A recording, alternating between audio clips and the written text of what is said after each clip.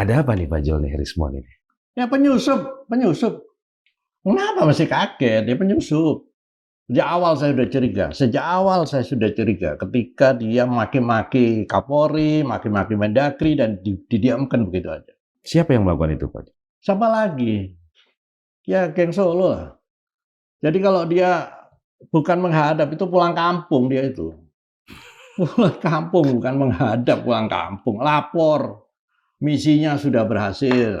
Kenapa diledakkan sekarang? Karena ini akan terkuak ini. Kepalsuan Jokowi, kepalsuan Gibran ini sudah hampir terkuak. Maka diledakkanlah respon ini untuk penyesatan informasi. Jadi orang konsentrasinya ke respon. Roy jangan merasa kalah. Kalah dalam satu pertempuran biasa. Tapi perangnya harus kita menangkan. Respon-respon lain masih banyak. Ini pelajaran besar. Hati-hati ya. Ini marah saya betul sama Jokowi. Saya himbau dia berhenti. Daripada ada yang menghentikan. Jangan dimain-mainkan terus nasib bangsa ini. Jangan dimain-mainkan. Saya marah terus terang. Kurang ajar biadab.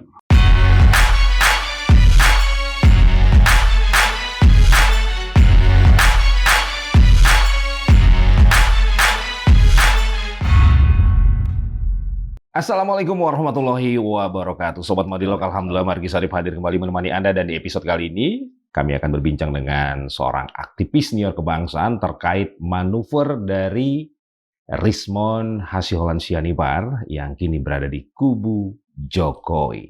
Apa yang sebenarnya terjadi dan apa yang perlu diantisipasi terkait kasus tersebut? Langsung saja saya sapa aktivis senior kebangsaan Dr. Zulkifli Eko Mae. Pak Zul, terima kasih sudah hadir kembali. Ya, sehat. Alhamdulillah. Ada apa nih Pak Jol nih Rismon ini? Ya penyusup. Kenapa masih kaget? Ya penyusup. Sejak awal saya sudah curiga ketika dia maki-maki Kapolri, maki-maki Mendagri dan didiamkan begitu aja. Udah saya telusuri, hati-hati. Cuma kalau saya bicara sama teman-teman kan dianggap saya mengadu domba. Memecah persatuan mereka kan. Itu. Jadi itu awal yang saya tahu itu. Penyusup. Nah, sebenarnya saya telusuri ternyata dia waktu itu jadi saksi ahli waktu kasus Jessica Wongso. Oke. Ya, dia mau untuk membela Otto Hasibuan sebagai ahli digital forensik. Dan kita tahu anaknya Otto Hasibuan, Yakub Hasibuan kan jadi pengacaranya Jokowi. Kan ada irisan berarti kan? Nah, itu pelajaran besar buat teman-teman aktivis. Supaya kita lebih hati-hati sama orang. Jangan ada orang yang bicaranya sama kita. Kata, ini teman kita. Nggak bisa begitu. Kita mesti telusuri. Ya kan? Dan ini mereka berhasil satu demi satu. Diadu domba, dipecah belah. Gitu. Lebih baik kita nggak terima orang baru. Lebih baik. Yang sudah kita kenal track record-nya, yang sudah berhubungan pribadi, itu barangkali akan lebih baik sedikit nggak apa-apa daripada kita banyak teman tapi ternyata penyusup banyak. Jadi ditanam memang? Iya, ditanam. Siapa yang melakukan itu Pak? Siapa lagi? Ya geng Solo lah. Jadi kalau dia bukan menghadap itu pulang kampung dia itu. Pulang kampung bukan menghadap, pulang kampung. Lapor. Misinya sudah berhasil, gitu kan. Jadi bukan berarti dia kembali, jual diri, enggak, memang itu. Itu yang saya pahami begitu. Jadi Rismon menemui Jokowi di Solo, lapor ke atasannya. Bukan untuk minta maaf? Bukan, nggak ada gunanya minta maaf. Nggak ada gunanya, apa salahnya dia sudah menjalankan tugas dengan baik kok. Apa salahnya? Kan itu cuma gimmick-gimmick aja untuk kepentingan publik yang tidak tahu apa-apa. Itu pendapat saya. Oke, jadi kemarin pulang lapor. Oke. Kemudian setelah itu menemui Gibran. Iya kan sama, satu rangkaian dong. Tugas saya selanjutnya apa Bapak? Kan gitu bisa saja begitu. Iya kan? Karena itu sudah fenomena, dan yang kita sayangkan adalah teman-teman ini, terutama yang di dunia intelijen, kenapa selalu kebobolan terus. Jadi makanya saya katakan ini kita punya intelijen nggak sih gitu. Apakah hanya pegawai kantor Intel? Kan itu pertanyaan berikutnya. Ini hanya sekedar respon loh. Padahal yang saya khawatirkan ada yang levelnya di atas respon. Yang menyusup di teman-teman gerakan ini. Ini hati-hati.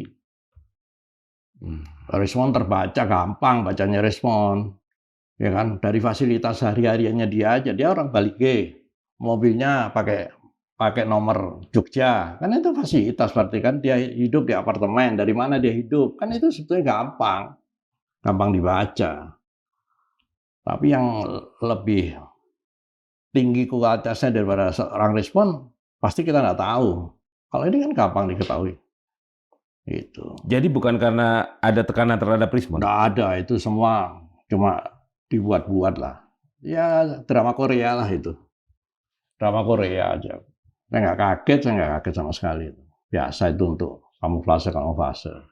Tapi pelajaran besar buat teman-teman yang lain. Ya. Agak beda ini kasusnya dengan Egy Sujana dan Damai Hari Lubis, agak beda. Oke, apa bedanya Pak Jul? Bang Egy dengan Rismon? Kalau Egy memang menyerah. Kalau ini memang dari dalam, kan beda. Beda, agak beda. Saya tahu Egy, saya tahu. Oke. Tapi buntut-buntutnya sama. Masalah kesejahteraan.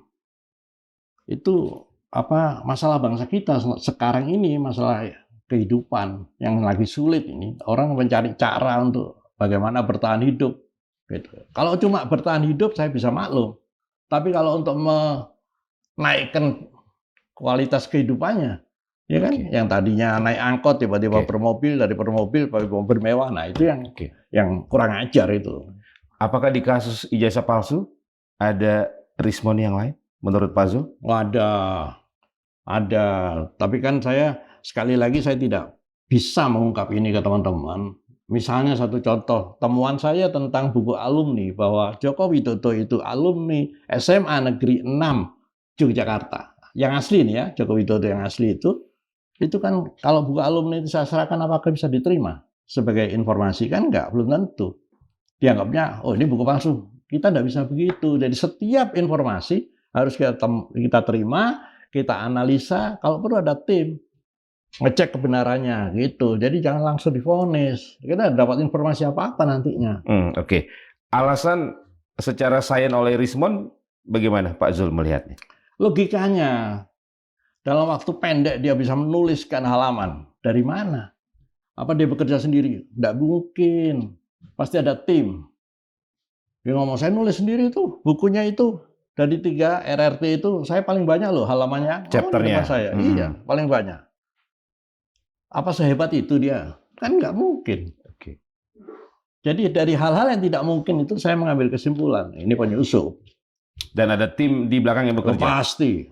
Saya bisa meyakinkan pasti. Hati-hati teman-teman. Oke. Dan perubahan dari dulu menyatakan palsu, kemudian menyatakan asli? Kan sama dengan apa yang pernah saya ungkap.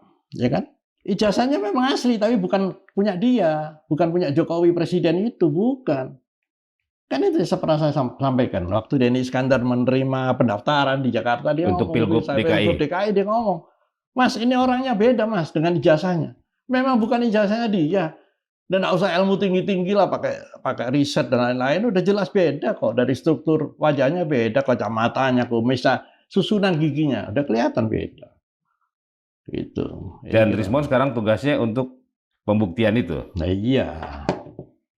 Tapi ini kenapa diledakkan sekarang? Karena ini akan terkuak ini. Kepalsuan Jokowi, kepalsuan Gibran ini sudah hampir terkuak. Maka diledakkanlah Rismon ini untuk penyesatan informasi. Jadi orang konsentrasinya ke Rismon. Gitu. Hampir ini. Tapi saya yakin satu saat terbongkar nih konspirasi ini. Yakin saya. Udah biarin aja, semua ada hikmah dari setiap perjalanan kebangsaan kita, pasti ada hikmah. Apa pengaruh membelotnya Rismon dalam kasus ijazah palsu ini? Paling nggak terjadi terpecah belah dong. Saling tidak percaya. Ya kan? Waktu dia menuduh Michael mencuri 800 bukunya, itu saya sudah ngomong sama Michael. Mike, hati-hati Mike. Ini orang. Saya ngomong. Justru dia ngomong sama Mike, hati-hati ya sama Dr. Jul. Begitu. Jadi ini adu domba. Iya, adu domba. Pecah belah. Oke, apalagi Pak Jul dampaknya? Ya sebetulnya dengan kasus ijazah palsu yang berlarut-larut ini, terjadi pembodohan pada bangsa kita. Itu yang paling penting buat saya. Gitu. Dan ini tugas negara. Karena ada di pembukaan Undang-Undang Dasar mencerdaskan kehidupan bangsa. Kualitas bangsa kita menurun loh ini. Peradaban kita menurun, diadu domba, isinya lihat aja di televisi kayak begitu, hanya ribut-ribut urusan ini. Terus apa yang kita bangun dengan keadaan ini apa? Terus kita sebagai penerus, para pendiri ini apa? Kita mengisi kemerdekaan yang mereka rebut dengan cara ini apa gitu. Itu yang saya sedih terus terang. Oke, nah kalau kaitkan dengan Rismond tadi, kan ada informasi bahwa Rismond juga digugat terkait ijazah palsunya ya? Itu saya kira sudah bagian dari skenario awal. Oke. Ada saatnya nanti ini jasanya dibuat, ini dibuka. Itu kan sudah skenario besar ini. Itu sudah sistematis. Nah, kita yang harus hati-hati, jangan reaksioner lah.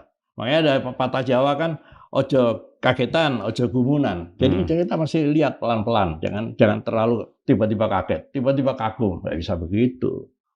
Ini pelajaran besar, hati-hati ya. Respon-respon lain masih banyak.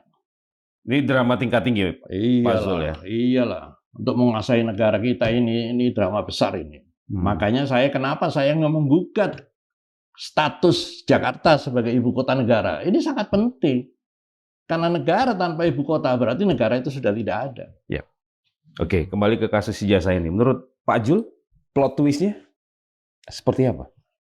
Ini masih berlarut-larut ini. Ini ya episode demi episode ini. Kita harus punya orang yang meneliti ini kemana arahnya episode demi episode ini. Itu kita tidak bisa cuma lihat apa yang tampak. Belum tentu yang tampak itu apa yang sebenarnya terjadi. Belum tentu. Jadi kita jangan hanya sekedar apa yang tampak kita simpulkan, tidak bisa begitu. Ya kan? Ada anekdot, kita lihat kita dapat ekor ular, nggak taunya di belakang kita kepalanya. Ular itu ada di belakang kita, mematok kita. Itu jadi yang tampak belum tentu apa yang sebenarnya terjadi. Perlu kehati-hatian. Dampaknya terhadap persepsi publik apa Pak Jul? Ya, dalam kasus ijazah ini?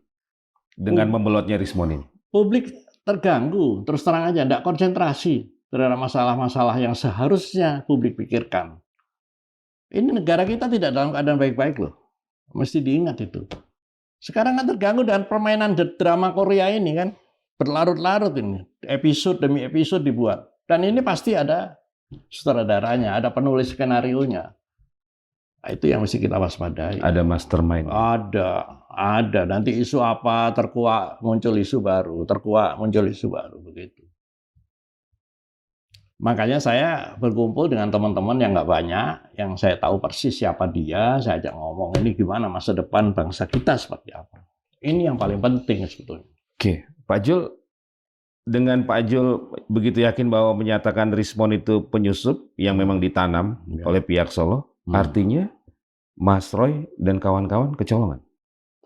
Ya, saya tetap menghargai lah jeripayah mereka, niat perjuangan mereka. Tapi kasus Rismond ini menjadi satu perhatian. Saya harapkan buat teman-teman ini jadi satu pelajaran besar. Harus hati-hati. Jangan tiba-tiba orang yang kira sepertinya sama kita anggap teman kita. Nggak bisa begitu. Track record itu sangat penting. Sangat penting. Dalam dunia pergerakan. Sangat penting. Sangat amat penting. Almarhum Bang Ridwan Saidi pernah ngomong, jangan duhur jadi pejabat negara, asar sudah jadi oposisi. Ya kan? Ini kan mesti ada sesuatu ini. Apa? Memang dia benar-benar sadar menjadi oposisi, membawakan kebenaran, atau bagian dari tugas. Kan kita tidak tahu. Gitu. Akankah ada pembelotan lagi dalam waktu dekat? Saya tidak tahu skenario mereka apa. Saya tidak tahu. Karena mereka punya tim yang cukup solid untuk mengatur skenario-skenario ini. Saya tidak tahu. Jujur aja saya nggak tahu. Gitu. Tapi saya yakin siapa yang punya skenario yang lain. Para tersangka yang tersisa ini, mereka akan semakin kuat atau justru punya pengaruh yang... Saya berharap mereka makin kuat. Saya berharap begitu. Makanya saya lebih senang ketemu face to face begini. saya kan ngomong terbuka. Tapi kalau di tempat umum, di pertemuan-pertemuan, saya jarang ngomong terus terang. Saya takut dinilai, saya takut juga di dalam pertemuan itu ada orang lain yang tidak saya kenal. Gitu. Saya terbuka kok, 24 jam kalau mau ketemu. Saya ajak ngomong teman-teman seperjuangan demi bangsa kita. Dan saya menghimbau pada Jokowi, udahlah berhenti kamu bermain untuk merusak bangsa saya. Ini marah saya betul sama Jokowi. Saya himbau dia berhenti daripada ada yang menghentikan. Berhenti untuk Untuk bermain-main ini, saya minta berhenti. Atau kalau enggak mau, ya pasti ada yang memberhentikan nanti. Jangan dimain-mainkan terus nasib bangsa ini, jangan dimain-mainkan. Saya marah terus terang dengan sosok ini. Benar-benar kurang ajar, biadab. Dampak kerusakannya luar biasa ini. Semua institusi negara dirusak. termasuk permainan di kasus ijazah ini. Iya. Bangsa lain sedang mengatur masa depannya, ya kita tidak bisa berbuat apa-apa. Apa tidak marah saya? Pak Jul, berarti kalau kita buat scoring ya, Solo dengan lawan ini berapa skornya sekarang? Yang dimaksud lawan apa? Iya kan, Roy Suryo CS ini. Kecil. Mereka anggap ini kecil. Enggak, dalam kasus ijazah. Setelah Egy Sujana bermanuver. Makanya jangan Rismon dikalahkan. membelot. Saya berharap teman-teman saya, Roy, jangan merasa kalah. Kalah dalam satu pertempuran biasa. Tapi perangnya harus kita menangkan. Itu harapan saya. Dan harus dituntaskan. Iya dong, harus. Nggak bisa ini. Ini kebohongan besar. Masa bangsa besar begini kalah dengan ketidakbenaran? Nggak bisa. Harus dibuka ini. Sampai tahu mastermind-nya siapa. Harus kita kejar ini.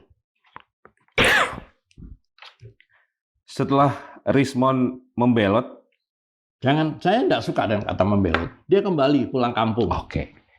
Pak Jul lebih suka itu. Iya. Nggak membelot dia. Dia pulang kampung. Kembali ke markas. Iya, kembali ke markas. Setelah menyelesaikan tugasnya. Itu bahasa dari Pak Jul. Iya. Jadi Rismon ini bukan bermanuver, bukan membelot. Bukan. Dia kembali ke asalnya. Kembali ke asalnya. Berarti sukses dong. Iya, sukses ya.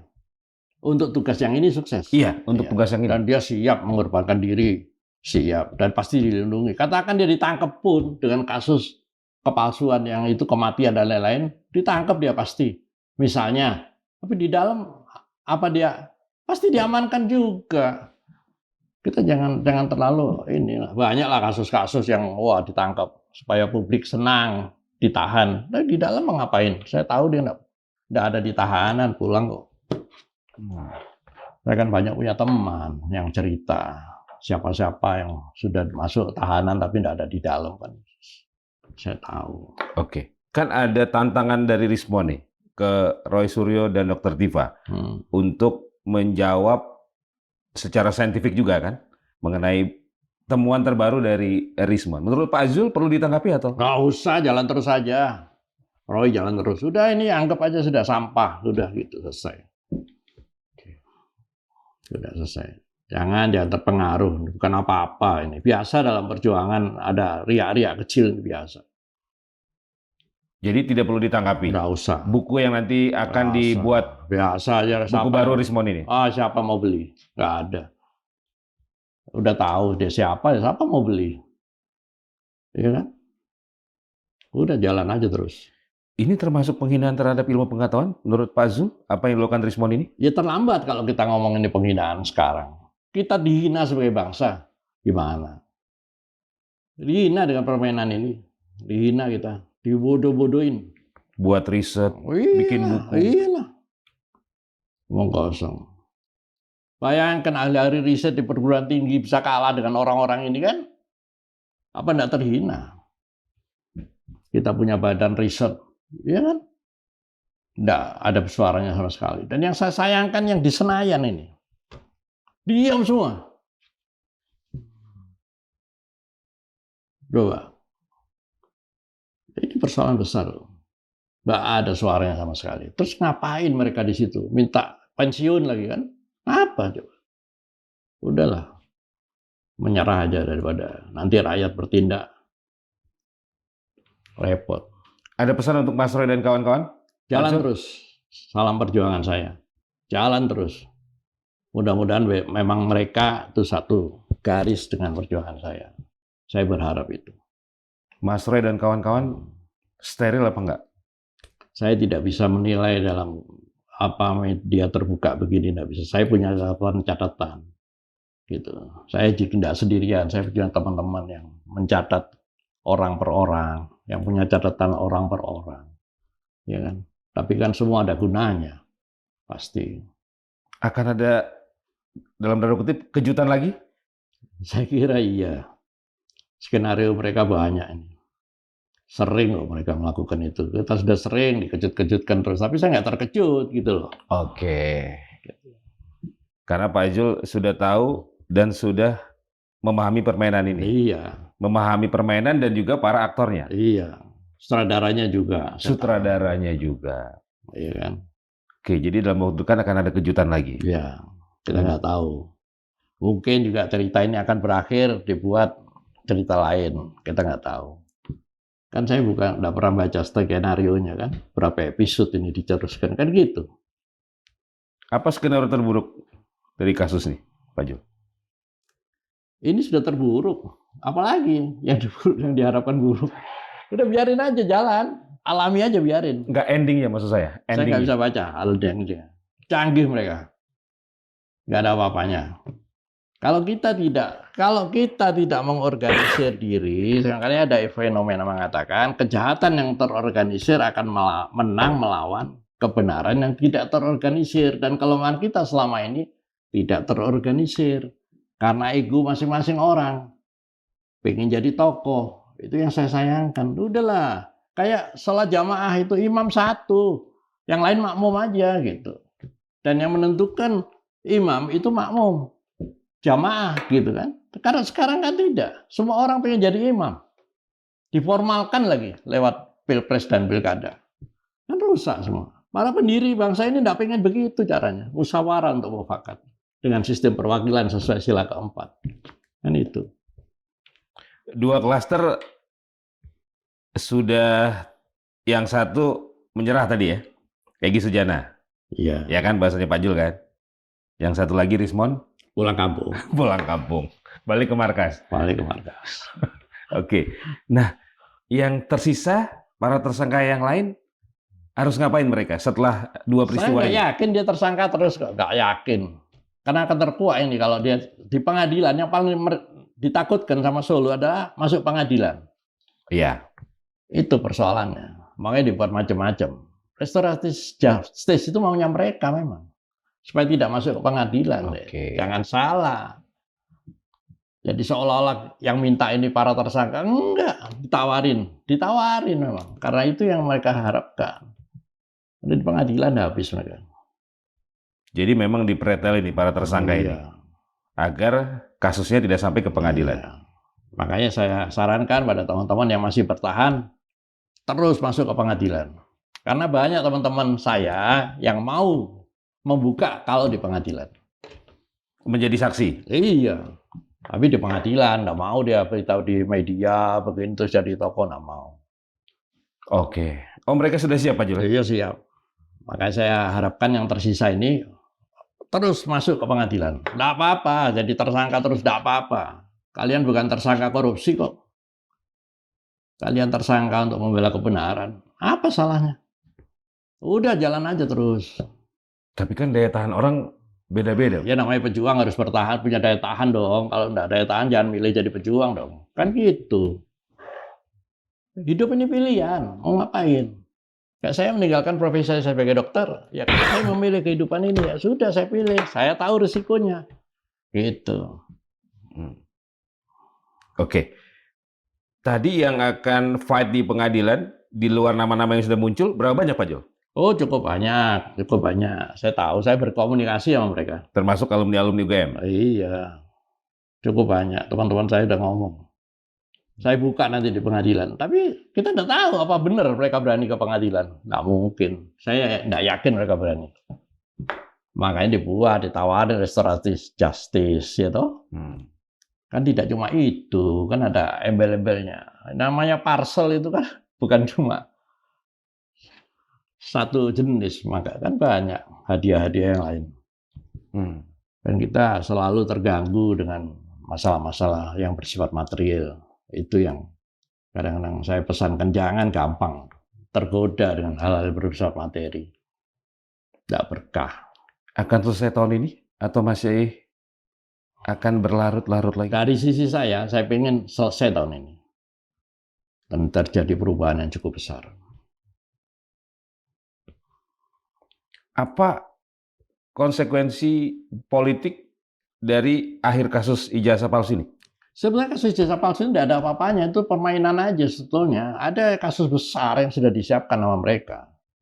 Ini cuma permainan aja, makanya kita jangan terfokus pada permainan ini, jangan. Tapi kalau teman-teman masih terfokus ke situ, ya sudahlah. Saya dan teman-teman yang lain mempersiapkan diri untuk menghadapi yang lebih besar. Itu. Ada yang lebih besar dari kasus ijazah palsu ini? Ini cuma permainan-permainan merame-ramekan aja gitu. Kan kita lihat yang tampil di media kan orang-orang itu, orang-orang yang kalau di Surabaya sini kelas ludruk yang pinggiran, bukan ludruk yang beneran gitu. Gitu. Bukan pemain inti lah ya. Enggak. Oke. Berarti sekarang tersisa Mas Roy Suryo, Dr. Tifa di klaster bersama Rismon. Kemudian di klaster satunya lagi tersisa Ibu Kurnia, Bang Fadilah, dan Rustam ya. Ya. Yang jelas saya berharap kasus ini harus terbongkar. Bahwa ini kebohongan yang luar biasa. Bayangin negara sebesar ini, ya kan, bisa kebobolan. Itu yang harus dibongkar.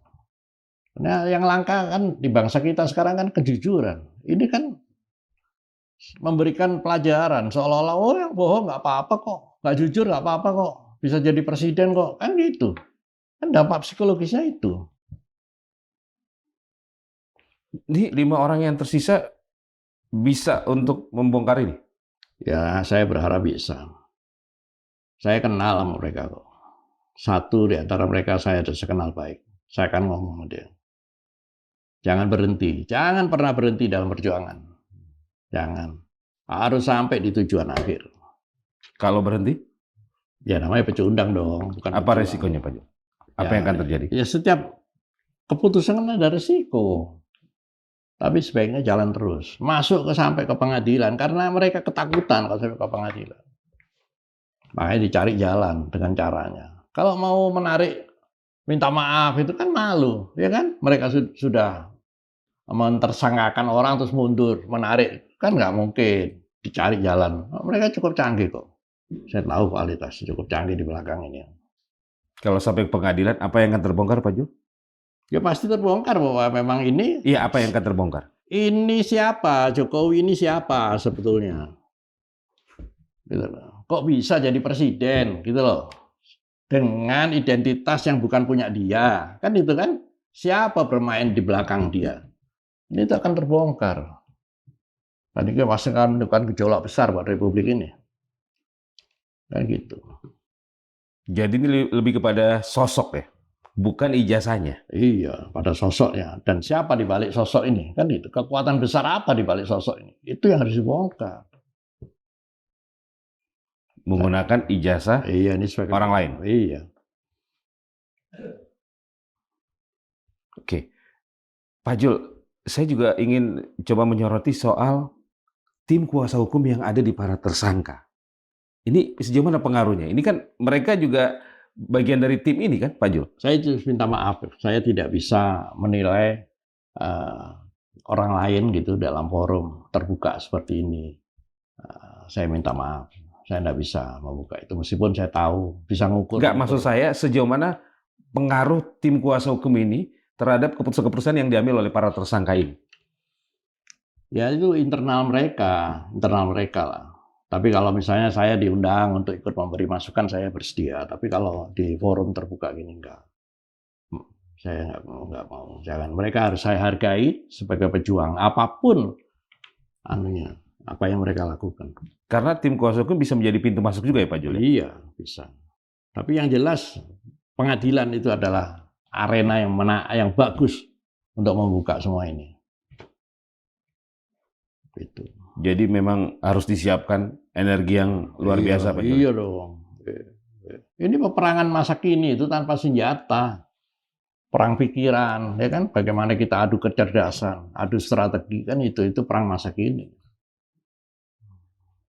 Secara umum persepsi publik dengan apa yang dilakukan Respon menyatakan ijazah Jokowi dan Gibran asli, itu berapa persen akan terpengaruh? Yang saya lihat, publik sudah muak dengan kasus ini. Udah ngomong ijazah palsu gitu aja, orang udah muak. Gitu. Udah jarang yang mau melibatkan diri, jarang. Tapi teman-teman jangan berhenti, biar jangan terpengaruh dengan pendapat publik, jangan. Perjuangan itu. Tapi kan dukungan publik sangat berarti bagi para tersangka ini. Gini, kita kan tahu permainan di dunia netizen itu, ya kan? Yang namanya buzzer berapa, dia bisa membuat komentar, iya kan? Apa kita nggak boleh dong terpengaruh itu? Udah jalan aja terus, jangan terpengaruh, biarin aja, gitu kan? Jadi jangan mengalami krisis juga. Jangan. Saya berharap, saya memohon sekali lagi jangan pernah berhenti dalam berjuang. Teruskan perjuangan sampai tujuannya tercapai. Kalau mereka butuh backup dari mana Pak Jul? Maksudnya? Iya, para tersangka ini. Kan mereka kan sudah mulai dipreteli ini kan? Begini. Belum lagi ada tekanan. Tidak semua pihak itu suka dengan kejadian ini kan. Ya. Teman-teman saya itu pasti akan membackup mereka ini. Emangnya saya sendirian? Nggak mungkin dong. Emangnya saya siapa? Saya punya kekuatan apa? Melawan kekuatan besar begini. Kan tapi tidak semua orang pengen tampil, harus ini enggak perlu. Biarin aja, saya sudah terlanjur tampil, mau diapain lagi gitu ya. Ini tugas saya dan saya yang harus ambil resiko. Gitu. Jadi perlu ada backup baru para tersangka yang tersisa ini. Iya, dan itu pasti nanti ada banyak hal yang bisa dilakukan. Banyak versi-versi yang bisa dilakukan. Banyak cara untuk memperkuat perjuangan, itu banyak cara. Jangan pernah pesimis dalam berjuang. Oke, kalau dari pengalaman Pak Azul sebagai aktivis senior ya, apa yang harus dilakukan ketika menghadapi tembok yang luar biasa besar ini? Batu itu, ya sekeras apapun, meskipun air cuma setetes demi setetes, batu itu akan hancur. Itu filosofinya. Kalau kita sudah punya niat untuk berjuang, jangan takut dengan apapun. Membela kebenaran. Itu harus dilakukan dan itu ada suratnya. Perlu kesabaran untuk membawa kebenaran. Setelah kasus ijazah palsu, isu apa lagi yang menurut Pak Azul perlu mendapat perhatian dari publik? Saya tidak bisa meramal, tapi saya tahu ada mereka mempersiapkan banyak hal untuk mengganggu perjalanan besar bangsa kita. Itu. Bangsa ini harus bangun, harus bangkit. Jangan terus terpengaruh dengan urusan-urusan begini. Termasuk mengganggu rezim yang berkuasa sekarang atau bagaimana? Ya mereka tidak merasa ada gangguan sih. Repotnya kan itu. Bayangin aja itu. Jalan terus. Ini loh yang saya sebut tadi, hilangnya GBHN itu. Ini salah satu dampaknya. Setiap rejim berpikir apa harus jalan. Meskipun tidak benar gitu, ya kan? Seolah-olah, nanti ada ide apa dijalankan. Itu yang tidak ada garis-garis besar haluan negara itu. Makanya dulu para pendiri itu membuat MPR itu kan sistem Indonesia. Kan kesepakatannya begitu. Sistem sendiri, sistem Indonesia. Sistem apa? Sistem MPR. Di situ semua elemen bangsa ini bermusyawarah untuk membuat GBHN. Dari GBHN itulah terus kemudian menetapkan mandataris. Kriteria manusia apa yang bisa menjalankan garis besar haluan negara ini? Kan itu konsepnya. Tidak bisa seperti sekarang. Terus main seperti judi, masang nomor, masang foto-foto yang disodorkan oleh partai politik. Rakyat cuma milih foto-foto itu. Tidak bisa begitu. Sistem apa ini? Itu harus dilakukan revolusi. Iya. Revolusi jangan diartikan amuk, rusak-rusakan, nggak begitu. Emang kita waktu Undang-Undang Dasar kita diganti 2002 itu bukan revolusi itu. Mereka yang melakukan. Kalau kita merebut kembali kemerdekaan dari penjajah bangsa sendiri, apa salahnya? Kalau kasus ijazah ini terbongkar hingga tuntas, bagian dari revolusi juga, Pak Jo? Iya lah. Tapi kan tidak harus tergantung dari itu. Banyak faktor. Faktor subjektifnya apa, faktor objektifnya apa untuk terjadinya perubahan besar. Kita harus menyelamatkan bangsa ini. Baik, matur suwun Pak Zul. Sobat Madilog, demikian tadi perbincangan saya bersama Dr. Zulkifli Ekome, seorang aktivis senior kebangsaan, menanggapi dan juga merespon soal Rismon Hasihyolan Sianipar, yang oleh banyak kalangan disebut bermanuver dan membelot, tapi menurut Pak Zul, Rismon pulang kampung dan kembali ke markas untuk melapor kepada atasannya. Semoga bermanfaat. Saya Margi Sari pamit. Wassalamualaikum warahmatullahi wabarakatuh. Waalaikumsalam. Matur suwun Pak Jo.